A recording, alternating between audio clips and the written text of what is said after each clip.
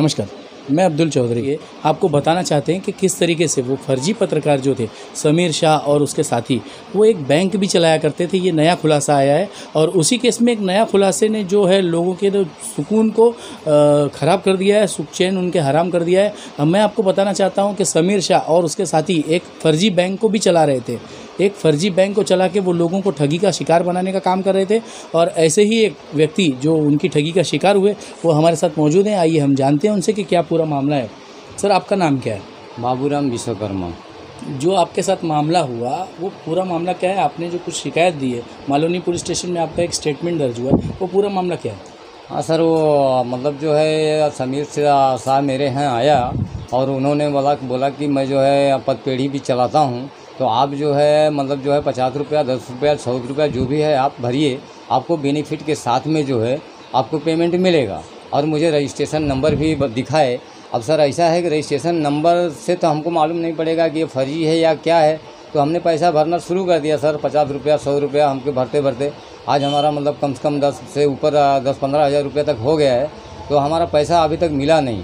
समीर से हमने बात किया, कांटेक्ट किया, तो बोलता है कि अभी तक नहीं मिलेगा, अभी जो पैसा वसूला है उससे वो आने वाला है, तब जाकर आपको पैसा मिलेगा।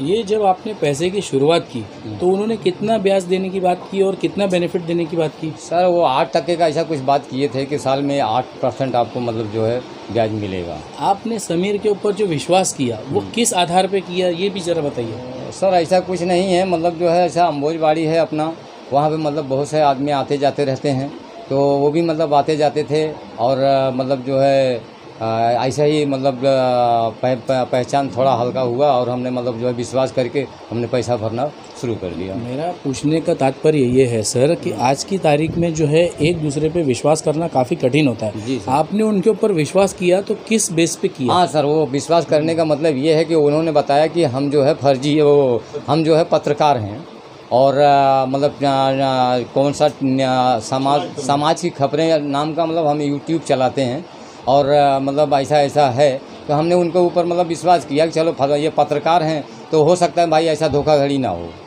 और हम मतलब उनके बहकावे में पड़ गए। अभी आपने जो मालोनी पुलिस को स्टेटमेंट दिया है तो उसके ऊपर क्या कार्रवाई हुई है और आपको क्या आश्वासन दिया गया पुलिस की तरफ से? सर पुलिस तो मतलब वहाँ पे मतलब कुछ नहीं बोली, लेकिन मतलब वो आश्वासन दे रहे हैं कि पैसा आपका मिलेगा।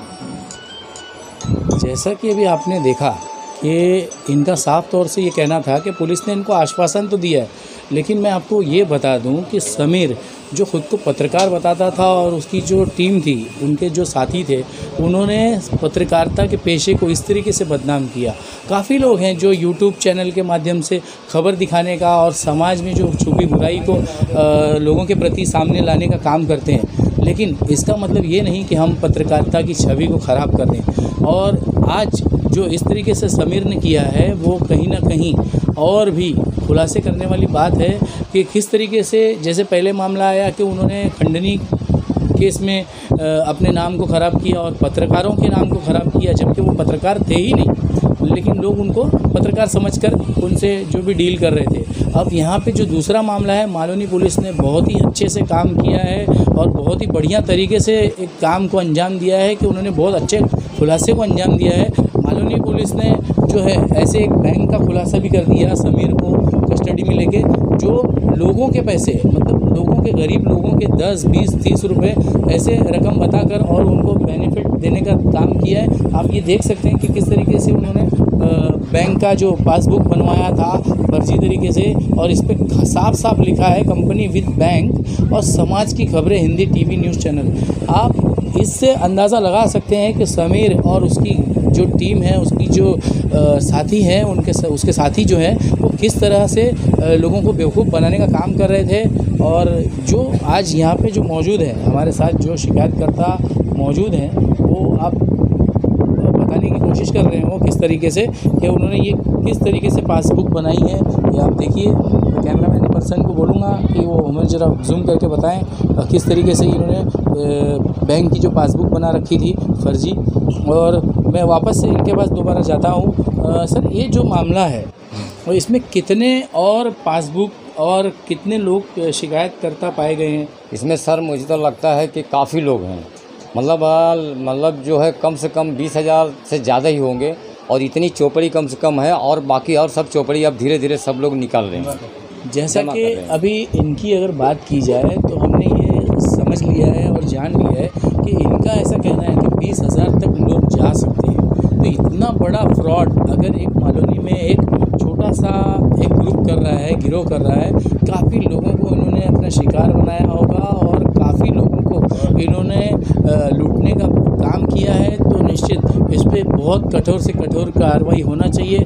और हम भी बवाल खबर के माध्यम से ये पुलिस से अपील करना चाहते हैं कि पुलिस जो है ऐसे और भी व्यक्तियों की तलाश करे जो मालवनी ही नहीं बल्कि अन्य जगह से। मैं मुंबई पुलिस के जो कमिश्नर अधिकारी है, हमारे जो कमिश्नर साहब हैं, उनसे भी ये निवेदन करना चाहूँगा कि आप अपने जो मुंबई पुलिस के जितने भी वरिष्ठ अधिकारी हैं उनको कहिए कि ये जिस तरीके से माहौल चल रहा है वो आपके पूरे मुंबई सिटी में कहीं ना कहीं अगर इस तरीके से मामला हो रहा है तो उनके ऊपर कठोर से कठोर कार्रवाई तुरंत की जाए, ताकि ऐसे मामले जो है एकदम बढ़ के खुल के नहीं आ सके और इसको होने से पहले ही रोका जा सके। इसलिए ऐसे समीर जैसे शख्स पे कड़ी से कड़ी कानूनी कार्रवाई जो है बहुत ज़रूरी है।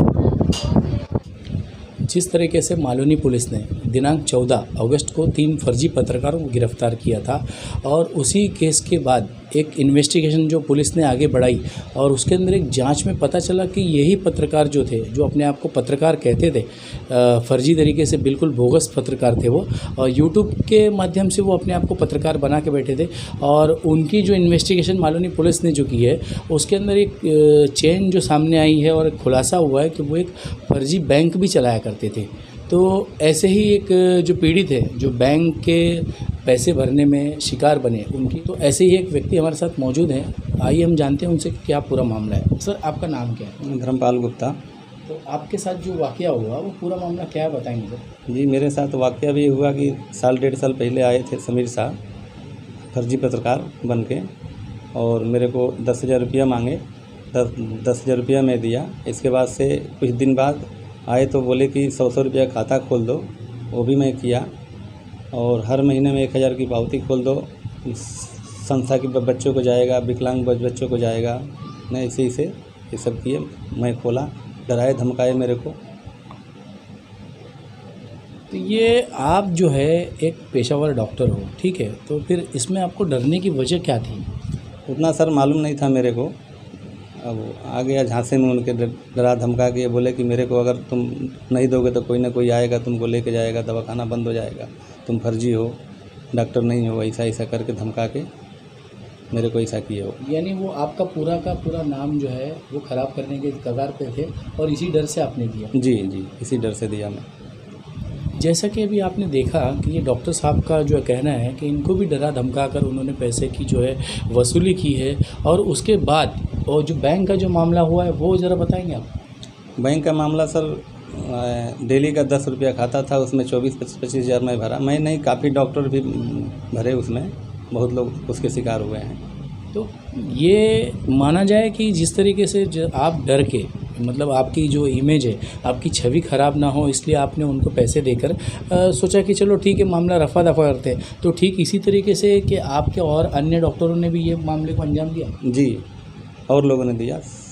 जितने अम्बुजवाड़ी में डॉक्टर हैं वो सब खाता खोले हैं 100 रुपये का डेली का।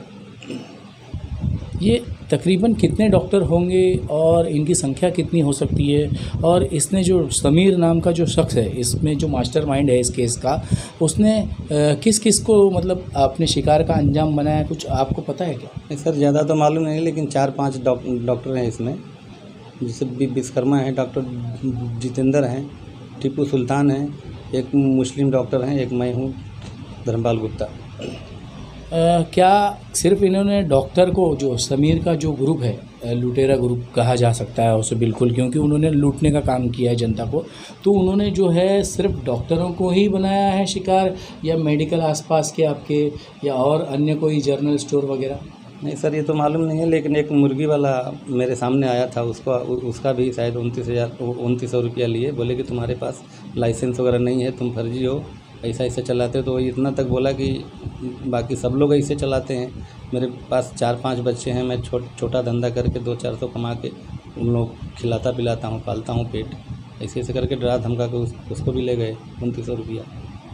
जैसा कि देखा आपने अभी कि एक डॉक्टर जो है उनकी पूरी की पूरी छवि ख़राब करने की कोशिश और उनको धमकी दी जाती है, जिसके बाद उनसे पूरे पैसे ऐंठे जाते हैं और उसकी वसूली एकदम खुल कर की जाती है और ख़ुद को पत्रकार बताकर। तो मैं जनता से सिर्फ इतना ही कहूँगा कि जनता जो है हर किसी को पत्रकार ना समझें। कोई अगर यदि आपको किसी ने बोल दिया कि मैं पत्रकार हूँ तो आप उनकी बातों में आ जाते हो। जैसे वो आपको सवाल करता है, आपके लिए वो पूछता है कि आप किस चीज़ से कहाँ से आए हो, तो ठीक उसी तरह आपके भी राइट्स है, आपका भी हक है। उनसे पूछिए कि वो किस तरीके के कहाँ से पत्रकार हैं और किस खबर के लिए वो काम करते हैं, किस चैनल से जुड़े हुए हैं। अगर यदि उन्होंने आपसे किसी तरीके की डिमांड की तो आप तुरंत नज़दीकी पुलिस स्टेशन में जाके इसकी शिकायत कर सकते हैं और ऐसे मामलों में फंसने से बच सकते हैं।